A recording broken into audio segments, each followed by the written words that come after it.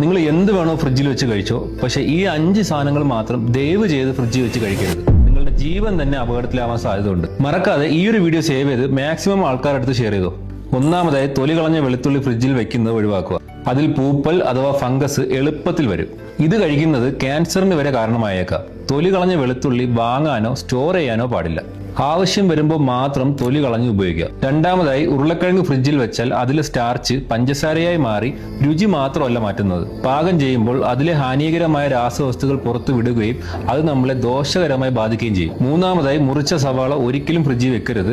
അതിനകത്തും sugar formation ഫാസ്റ്റായിട്ട് നടക്കുകയും ഒപ്പം തന്നെ പൂപ്പൽ വരികയും ചെയ്യും. സവാള സൂക്ഷിക്കുകയാണെന്നുണ്ടെങ്കിൽ ഡാർക്ക് ആൻഡ് ഡ്രൈ ആയിട്ടുള്ള പ്ലേസിൽ തന്നെ സൂക്ഷിക്കുക, മുറിച്ചു വെക്കാനും പാടില്ല. അടുത്തതായി, ബാക്കി വന്ന ചോറ് ഫ്രിഡ്ജിൽ വെക്കുകയാണെന്നുണ്ടെങ്കിൽ അതിലെ ഈർപ്പം കാരണം ടോക്സിൻസ് വരാൻ സാധ്യതയുണ്ട്. ഇത് വീണ്ടും ചൂടാക്കിയാൽ കേടൊന്നും വരില്ല, അതുകൊണ്ട് തന്നെ റിസ്ക് കൂടുതലാണ്. അവസാനമായി, മയോണൈസ് പോലുള്ള മുട്ട ചേർന്ന സാധനങ്ങൾ ഒരിക്കലും ഫ്രിഡ്ജിൽ വെക്കരുത്. ഇതിൽ സാൽമോൺ അല്ല ബാക്ടീരിയ വരെ ഉണ്ടായേക്കാം. ഇതുമൂലം ജീവൻ നഷ്ടപ്പെട്ട ഒരുപാട് കേസ് റിപ്പോർട്ട് ചെയ്തിട്ടുണ്ട്. ഇനിയും ഒരുപാട് ഭക്ഷണ സാധനങ്ങൾ ബാക്കിയുണ്ട്.